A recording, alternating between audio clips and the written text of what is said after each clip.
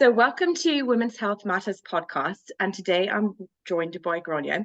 Grainne has been talking to me before we started this podcast about all the amazing things she's done and the media that she's been on. She's been on TV3, it's now Virgin Television. She's on the Dermot and Dave show. That's on Today FM, isn't it? And she's been on 4FM and also been interviewed by American television. So I'm like really privileged that you're here on this podcast because this is a relatively new one and that you're taking the time to tell us about what you do and how you help people. So I'm going to let you chat and tell us what you do. Thank you, Lucy. And it's an honor to be here because, the work I do as an international numerologist for the last 26 years is to help people to understand themselves a little bit more. So my work involves, I'm a soul seer. That's the word I use now. As I get older, I'm opening up more to that version of who I am, which is the part that can connect in with, people's souls to help them to understand and uncover and discover who they truly are. So for me, it's working with people's names from birth and their dates of birth. And I create a chart, a little bit like astrology. Like astrology is more to do with the time of birth. Mine's to do with your name from your birth cert along with your date of birth. And with that in mind, I can create a story, if you will, as to what your contract was. Sounds very official, doesn't it? Your contract for your soul, which is the real you, what it needed and wanted to learn and wants to learn in this life experience. So that's very vague, but that's what I do. And I've been very lucky, numbers are something that seem to be getting a lot of sort of credence at the moment. The 1111 phenomenon. We're in a 22 year. And that's why I managed to wiggle myself onto lots of media because people love speaking to me, even, the hosts regarding, double digits, treble digits. What does it mean? What's the significance and so forth? So that's really what I do. There you are now, Lucy, in a nutshell. Okay, so if I came to you and obviously my name is Lucy and I give you my date of birth, then what happens? Do you work with me on the spot or do I go away and you come back, or how does it work? Yeah. So how it works, a session, there's a number of options. A session is an hour long, and with that, I've been given your name from birth and your date of birth. I do the calculations prior, and then we converse on Zoom. There's another option I have, which seems to be very popular at the moment, and it's just a half an hour of pure audio, where based on your name from birth and date of birth, I tell you what your soul contract is. I also do forecasting for the year. Plus, I also do past life readings. I love doing that. I do that based on your numbers. And Okay. so they're the options. My website is, numbers for success, the number four, numbersforsuccess.com. I'm sure you'll have all the links below. Yeah. And that outlines what each session entails. But ultimately, for me, a session can be what is the sole purpose, your potential and skills, timing, forecasting, and also what is your destiny. So say like you have someone, I'm going to say me, for example, and you've mapped out my next year, but what happens if that's really where I don't want to go? Where I'm going, no, actually, no, that's not in my head or my plan. Yes, yes. Well, I suppose for me, as I would say to clients, I tend to go back to the past to uncover and discover what the true essence of you is. And that's done through intuition, but also through the value of the numbers and what way I can use their energy. Because at the end of the day, everything is just energy, isn't it, Lucy? And I'm sure you've Yeah, spoken about yeah, this yeah. in your podcast. And so, therefore, we are energy. Our numbers are energy, color, sound, taste, smell, touch. So I'm just basically looking and reading when you came in, when the light hit your pituitary gland and you came in as Lucy. I don't know your surname. I don't know whether it's that one there. Yeah, Townsley. Townsley, yeah. Townsley, beautiful name. Thank you. When you came in, my understanding of the work I do is that we choose our parents, our family, our circumstances, socioeconomic, color of our skin. It's all predestined for the experience, if you will. And the greatest thing, Lucy, is we have free will.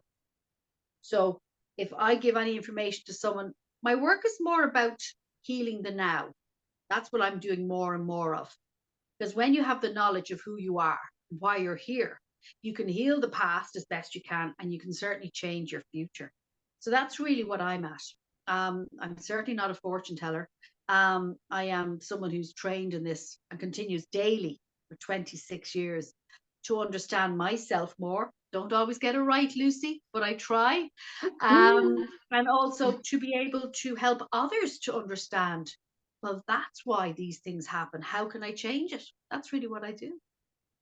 I know, and I think that's a really huge thing, is that we don't always get it right ourselves. That sometimes, but that's a learning. I think that's just learning, and then I hate the word mistake anyway. I hate using that word, but I just think if you go, okay, that one didn't work, let's try this one. Yeah, I think that's a yeah. better way. It kind of makes me think of a story. Now, this is years ago. My sister had booked to go see a fortune teller in London. He had this, I can't even remember the man's name, but this super reputation, and she couldn't go. And she was like, you go. And I was like, oh, I couldn't go. That would just, that's ridiculous. Anyway, I did end up going, and I went with a friend of hers that I hadn't met before ever. And I was like, I'm going with your friend Joe, and the two of us, and I don't know. And she goes, you'll be fine. Joe is lovely. So we went anyway, up on the train to London, and met this guy. And oh my goodness, he was so accurate with, like, it wasn't just for, it wasn't fortune telling. He kind of, set out a path, but it was kind of a positive path. But I remember one of them was about my grandparents. So going back, past, they always used to fight over my sister, who was going to mind her, and particularly my mom's mom and my dad's mom and dad. Now, for me, I was always kind of with my dad's mom and dad, but my sister seemed to connect more with my mom's mom, but they were always fighting. And I remember him saying, like, I can't get a word in edgeways here. They're fighting between them. But it was just like, I was like, there's no way that he would know that. So there is something, I think it's to do with your energy, the energy that you put out, that he knew this stuff. So there is Mm, something to it. Yeah, there there is. is something to it. I Yeah. mean, I come from a long line of intuitive people, shall we say. Hmm. And my grandmother would have been a very much we say in Ireland, a Shanachie, like she would have helped people when they help families when someone lost someone, and she would be someone who would tell stories, and she'd make people cry. I'm good at that too. And so my mother was very intuitive as well, very psychic, and I certainly have that gift as well. And so whilst I am a numerologist and I've worked with this for a long time, I very much work with my guides, and I have a team of guides. I call them the Georges, and there's a number of them, and they work through me and with me, along with my angels, to tune in with the person I'm working with and to get as much guidance and information for them, because I am not telling anyone anything they don't already know. I'm helping them to remember why they're here. And that's what makes it so lovely. And therefore, I can connect in with loved ones on occasions. I do a lot of work where intergenerational healing is necessary. That's a big part of my work, Lucy.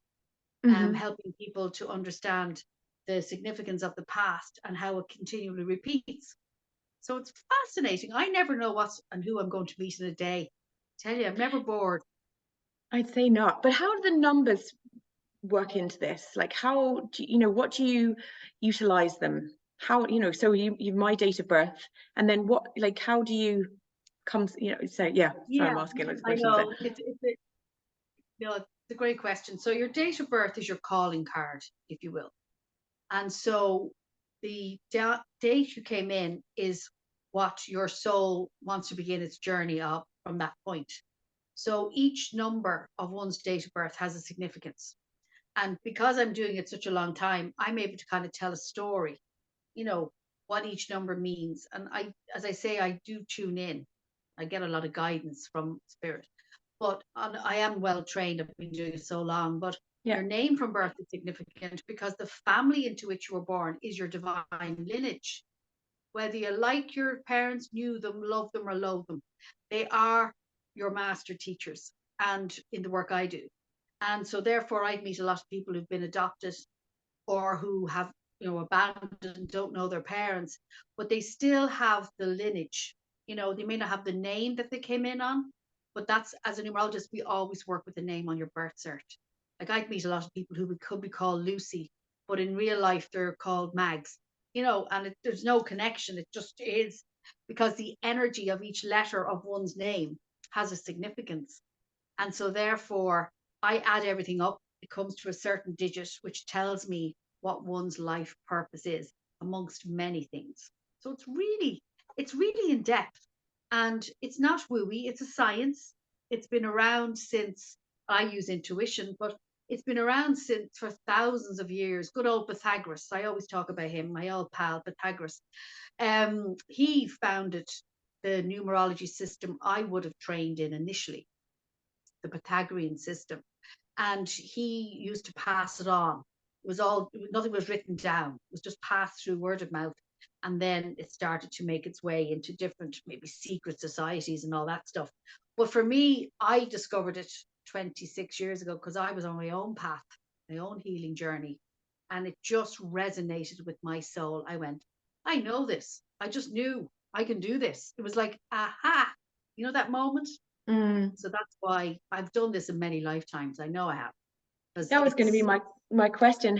What brought you to become a I can't even say the word, numerologist. yeah. Sorry, I've been that's really called badly pronounced. urologist as well. Numerologist. Oh, no. Numerologist. Yes, Can't get my that's tongue around it. a hard one. Yes. Well, I guess I I lived a very, I've had an interesting life up to the first, I'd say, probably 28 years. And that would be very auspicious with numerology and astrology. That's sometimes called Saturn return. It's when you begin to really live your life from 28 on. And in numerology, we have a similar number. So I plodded along. I traveled the world. I was married quite young. And everything was. And then I guess life throws the curveball. And it began with my father, who I was very close to, being diagnosed with a terminal illness. And I was living in Canada at the time. So I came home to Ireland and with my husband. And then I had my first child, and my dad recuperated. And then I had a second child. But then I lost my third child. And that it was a miscarriage, a late miscarriage. But that to me was the catalyst that just blew me open.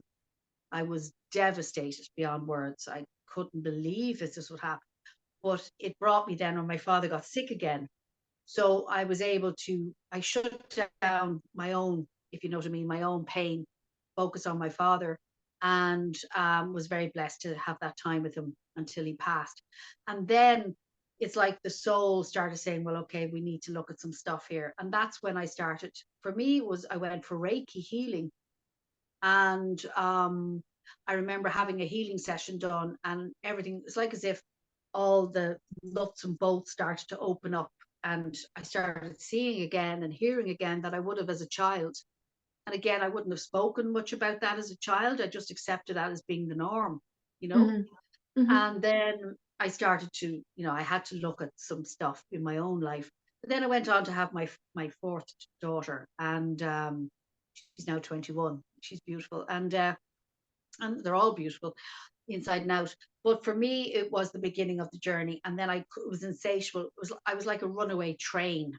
I couldn't get enough information, and I'm a real researcher anyway. So it's like everything started to happen, and I met a wonderful lady called Margaret Nailon, and she lived in Cavan in up the north of Ireland, and she was a numerologist, and she introduced me and trained me initially, and then I went on my own journey. She has subsequently passed, but she's always with me. Mm-hmm. So that brought me, because for me, numbers were something I could read. I don't know, I understood it. I used to be able to do coding and mad things like that when I was a child. And yet I can, I wasn't interested in math, or algebra, but I love numbers and the energy of numbers. So that brought me to my own awareness. And then people started coming to me. Again, as soon as we're in the flow, the universe will provide, as you know, Lucy.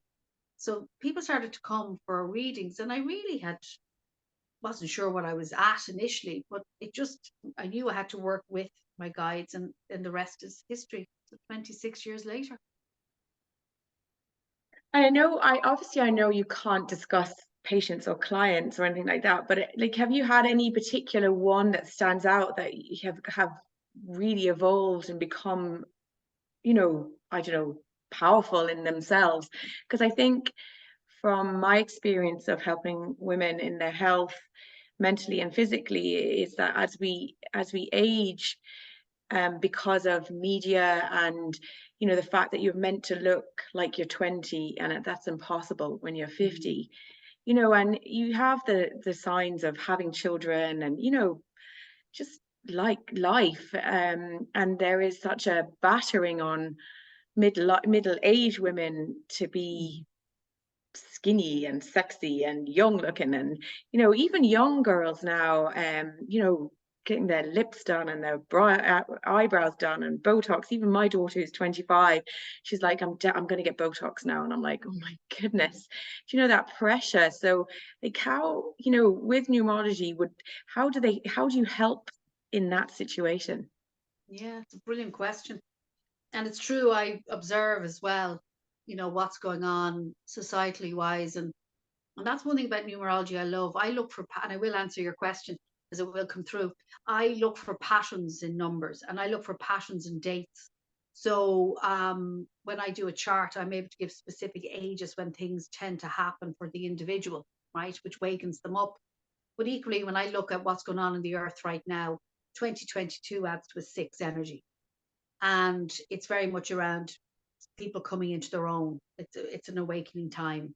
So, and it's about self worth, which I think is relevant to what you've just said there about the pressures, particularly in society for women. And I hear you. I have three daughters myself. And so it's about developing our self worth, self acceptance. And it is societal in many ways that it can be passed down from generation to generation, this sense of not being worthy and so forth. And the six is very much the divine feminine. I always see a number six, Lucy, as being a pregnant woman. I just see it's a birthing of a new being. But equally, it doesn't mean we always have to have children, by the way. It's just the birthing of a new concept. Yeah. Yeah. And even 2022, which adds to a six, has the same vibrational number as 1968. And that was probably one of the most revolutionary times, in history, if you will. Certainly in Northern Ireland, it was the beginning of the civil rights movement and the challenges to come. And JFK, Robert Kennedy was shot, and so was Martin Luther King. So there was a lot of radical change. Women were coming into birth control, which was fantastic. At last, they had a say over their bodies, and the young people were all into the festivals. Now, I was only a child, but now that's happening again, And so when someone comes to me, I can help them understand on a soul level what they're here to learn. And sometimes it can be in the context of a young girl, for example, maybe who has, I'd see a lot of people with eating disorders, put it that way. It depends on the chart, but it would come up like where food it can be any substance, by the way, but particularly if there's lots of eights in someone's chart. Eight can be very much around, it's about abundance, but it can be about excess. So I can see that depending on the different other combination of numbers, where this person may have to, look at why comfort eating or issues around body image. And you can bet your bottom dollar, as my mother used to say, when you start going backwards in time, back to family lines, family lineage, you can spot it. And it's usually trauma based. So for the young and not so young at the moment, I feel there is that pressure. But I feel it always boils down to simply when you love yourself and really love who you are, you will send that vibe. It's an inside job, isn't it? It's all about Mm. the inner glow. You know, I love Charlotte Tilbury Magic Cream. I feel brilliant when I wear it. I hope I'm allowed to say that. I just love her stuff. But, but ultimately, if I wasn't feeling good inside, it won't be glowing. So it has to be an inside job and working on ourselves to be the best version of ourselves. And that's what I do. I help people to remember who they are. There you go. I hope I answered that question. That was a long answer. Yeah, no, you did, because that's very much where people, men and women, not just women, Oh, but yes. get very, very lost on who they are and what I stand for and where do I fit into the world. And I think, yeah, when you're younger, you kind of, well, no, young people do suffer it too. I Oh, suppose they I do. was very lucky because I was quite a confident young woman, and riding and horse racing and stuff like that. So, but even with that, you were only ever as good as your horse that ran in the race. And if it ran bad, you were low. And if it ran good, you were high. So you did have those highs and lows going on. Yeah. So you do deal with things like, so, eating disorder is quite a serious one, anxiety and depression. I presume you deal with those type of Yeah. situations as well. Yes. And I found since 2020, you know, there's been a larger rise of that. And Mm. for me, I remember when I was studying all those years ago, and I remember saying, I wonder what's going to happen in 2020, because that's the numbers of utopia. That's the numbers of reaching What's your height utopia? of pain. So utopia would be living the dream life. It's about Okay. everything in order. The two is about the divine feminine, not just for women, for men as well. Femininity, intuitiveness, support, and the zero is unlimited potential. So 2020, and then when all the things happened that did, I knew then it was in many ways leading us to the golden age, as we'd call it. And it sounds like it should be a Narnia or Lord of the Rings, but in many ways it is. We have a chance and a choice at this time, as humans, to bring this world into a place of utopia for ourselves. Like utopia to me and to you could be different to the people listening, but the point is, the 2020 vision is being able to see things in balance. And I found that a lot of young people, including one of my own daughters, it was a very difficult time because they were, we all were isolated and all that. But it was more about coming home to yourself. 2020 adds to a four, number four. And the four is the heart chakra. And it's also the hearth of the home. So we were all locked down in 2020. So we can look at patterns, and I do it all the time, as try and understand why. You know, we don't always get the answer, but so for all of us being on the earth at this time, I really believe we're worthy of being here, Lucy, because we have a part to play in creating the utopian way. And it's utopia can be just having enough. And I feel year 6 that we're in is about community. It's about gathering. It's about bartering. It's about supporting each other. That's what we're here to do. And I feel it is certainly when we came out of all the situations, there was a sense of community being, aroused again. And yet I feel we're back on that treadmill. I can see it. People are busy again. Yeah. So But curious time. even it is a curious time, actually, because you are right. And I would see that quite a lot of people that say come into my clinic, and they would be lonely. They'd be really lonely. And I would say, why don't you knock on your neighbor's door? Like older people in their kind of retired people say. And they're like, oh no, I couldn't do that. I'm like, why not? Why wouldn't you just knock on the door and say, would you like a cup of tea? Because you know what? That other person, the other side of the door, could be jittering whether to do that as well. And then if they do it, then it comes together. And I always use the story of myself. I've become really good friends with a she's a horse therapist, Susan Elliott, and she's an amazing person. But one day I didn't know her, but I'd heard a lot about her through different people. And I had to ring her one day about something probably to do with one of my ponies. And we started chatting. And I don't know why, I just felt really relaxed with her. And I suppose in the first conversation, or maybe the second conversation, I told her more about me than I probably would normally have done. And that opening, that vulnerability made us become really great friends. So you're right, community is about showing vulnerability and putting out that hand, really, isn't it? Yes. And when we need to change our lives, we've got to be the change. Mm. And as good old Wayne Dyer would say, change the way you look at things, and the things you look at will change. It's So very true. maybe Very for true. your viewers and listeners to recognize that in order to bring change, maybe they may be the people to reach a hand out and support someone, especially coming into the colder times here in the Northern Hemisphere. I think it's very important. And, you know, the whole last 3 years certainly has brought people to an awakening, whether they believe it or not. And also, it was part of a much bigger picture, much bigger plan, to bring us to that state of awakening. So it's a positive thing as well. Mm. Mm. No, it is. I agree. I disagree. And I always I know this probably sounds really crazy, but going back to community again, the way like news is like electric bills are so high, heating bills are so high, and everything's just gone up.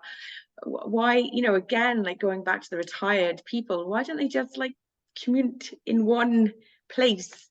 And Yes. I know it's not ideal, but still have their own places, but like have that sense of community and heat and welcoming each other in. Yeah, and not Yeah. just old people, but young people as well, because there's Oh, yeah. plenty of women or men who stay home to mind children and things like that. Yeah. Yes.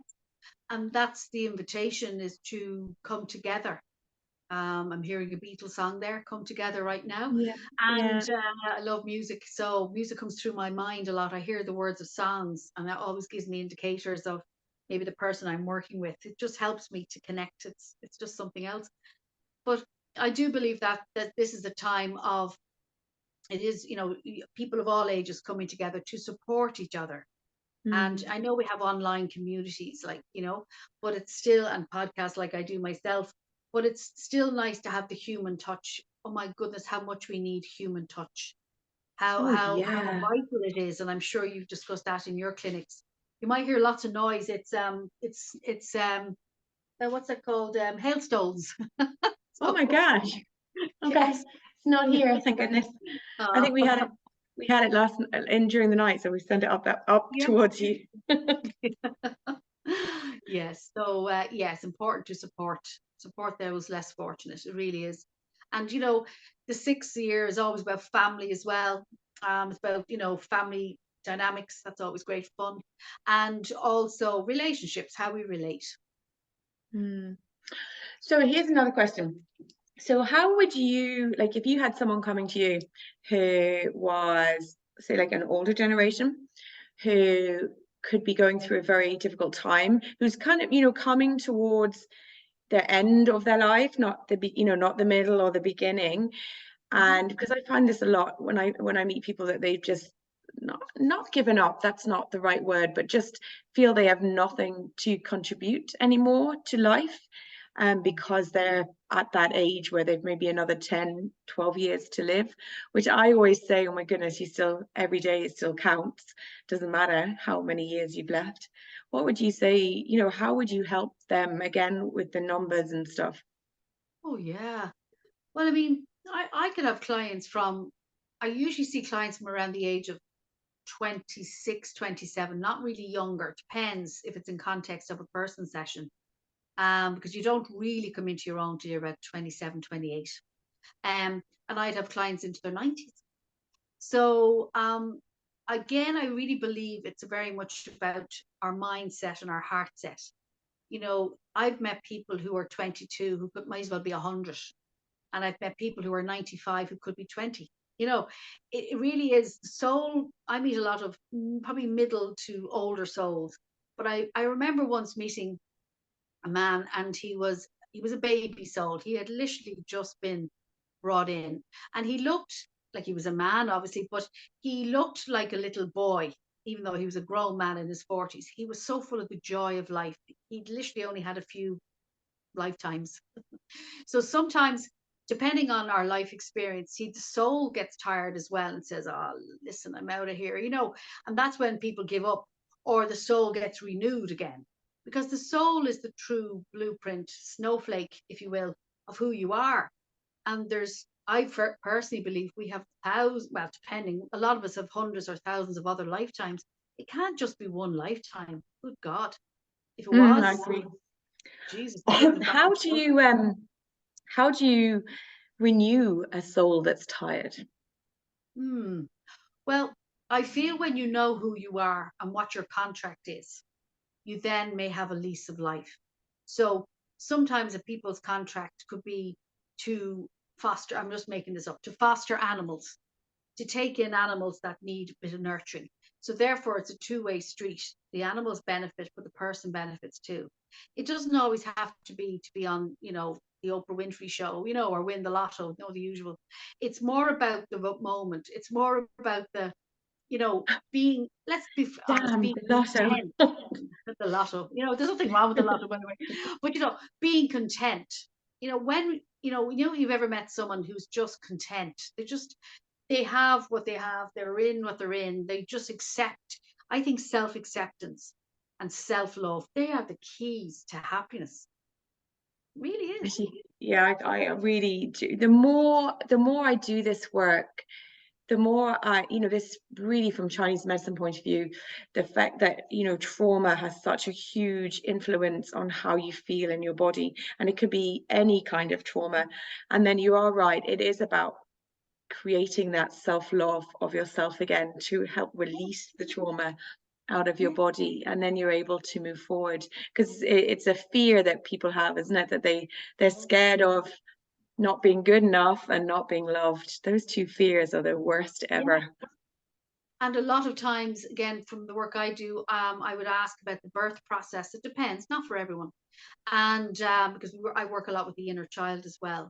So when, say, a birth has been challenging, or a child has come in very quick and they haven't had the bonding, we know now through science that it definitely has an effect on the relationship, but it can also have an effect on all relationships. So if someone is suffering, maybe they can't, they feel they self-sabotage, or they sabotage every relationship, intimate relationship they go into. But then we have to have a look at that, because it's all to do with patterns, and a lot of the time it's inherited. It's inherited. How would you put it? Habits that aren't even discussed. They're subconscious. You know, Mm. like, for example, sometimes people who are 7 life paths can self-sabotage, and they're running a pattern of betrayal. Not everyone, but it depends. But it's really interesting to observe. Yeah. So going back to how do you know from birth someone, is it because going back to the date of birth, or how do you know that their birth has affected the person? Oh, again, it would depend, but there's a part of the chart that I would ask. It's called the inner child. So there's an age given that would specify when something major happened. And sometimes it can be, before birth, if you will, and sometimes it's after. It's mainly after. But it's fascinating to observe. And again, it's just another way. Like, I'm very much a big fan of the work of Dolores Cannon. If you know her, she Nope. was, oh, she was an incredible woman. She only died about maybe 7, 8 years ago. I very much love her energy. And she kind of, well, she was a hypnotherapist in the United States, a woman in her 40s or 50s, and just took it up as a hobby. But little did she know in the 70s that she would um, bring people back to past lives. She'd bring people back firstly to the birth experience, and then back. She didn't realize what she was doing. She brought them into other dimensions. Now, she's written hundreds of books, and probably one of the greatest ones is The Convoluted Universe. I'd highly recommend it. It's 1 to 4, and me and numbers again, of course.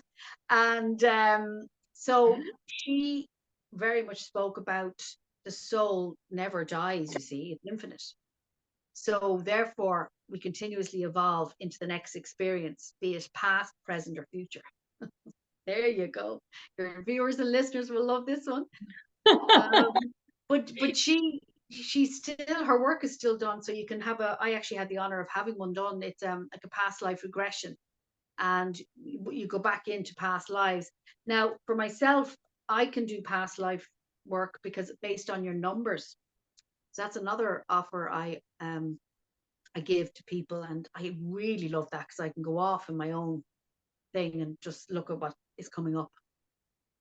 Again, they're past lives, they're past, but they still can have an influence on us.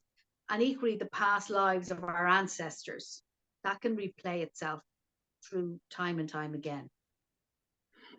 There's I've been listening to this Peter Levine, his name is. He's an expert on trauma. I wonder, he's like, if I'm going to say a psychiatrist in America, like he's very highly qualified, but he believes trauma causes all sorts of issues in the body.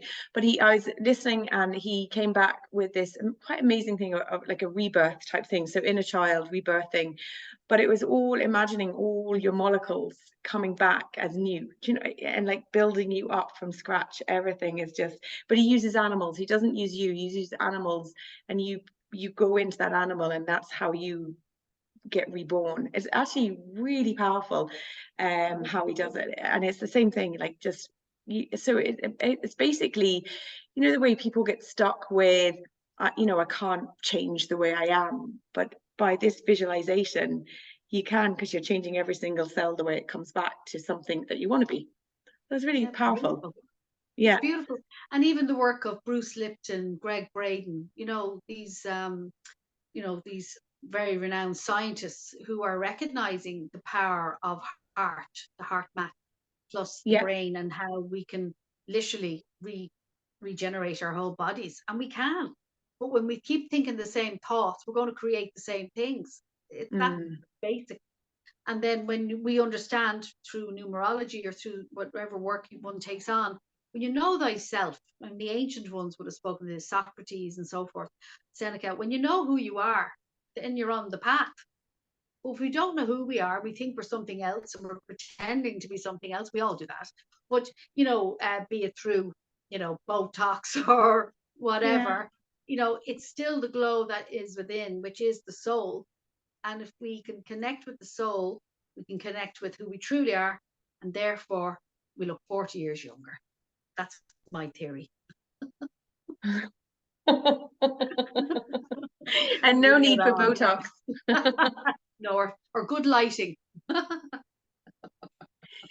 but I think aging is like, it's a good thing. It's not a bad thing. It just means you've No. got, I think it's really powerful, you know, to get older. You know, it is, because you know Oh, yeah. more stuff, you learn more things, and you still have a lot of stuff still to do. You know, Yes. that's what I think anyway.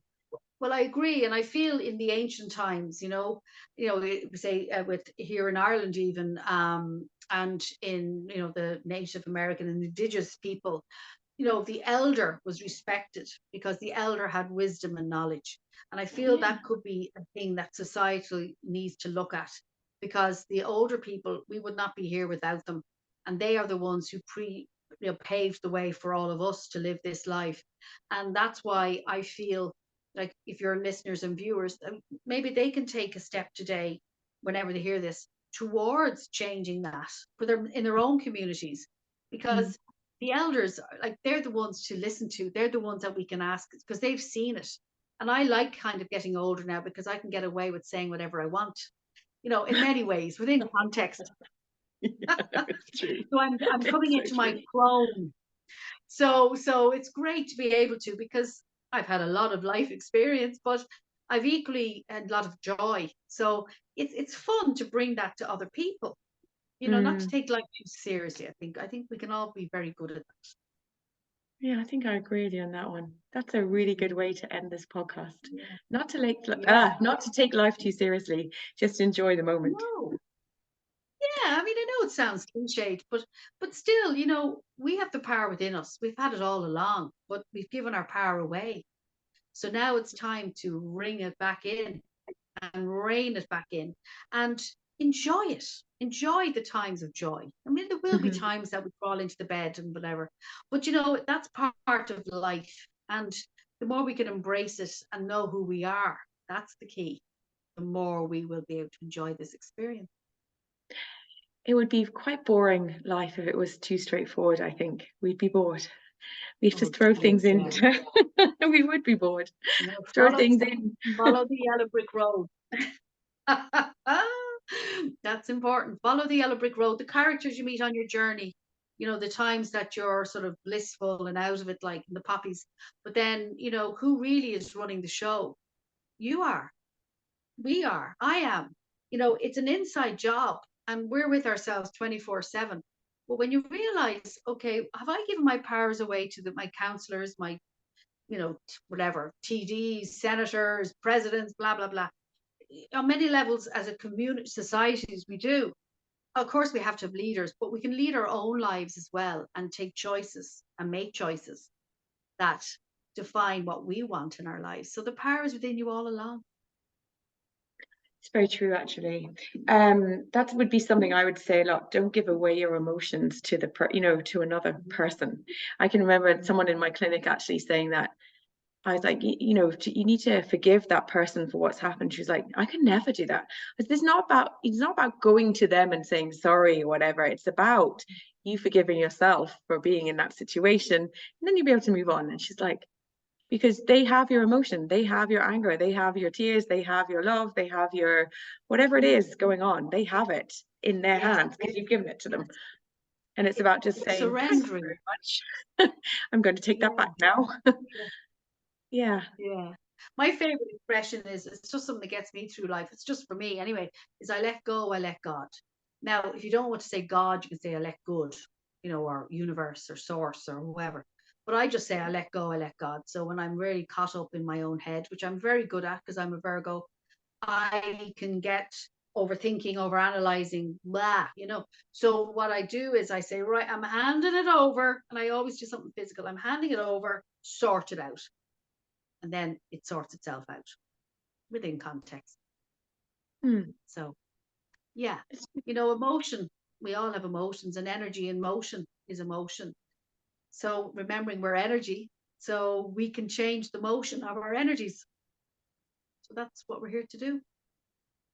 It is actually, that's very powerful and very true. We can do and be and think and whatever we want to be. Well, we really can, though. We get ourselves in the way. And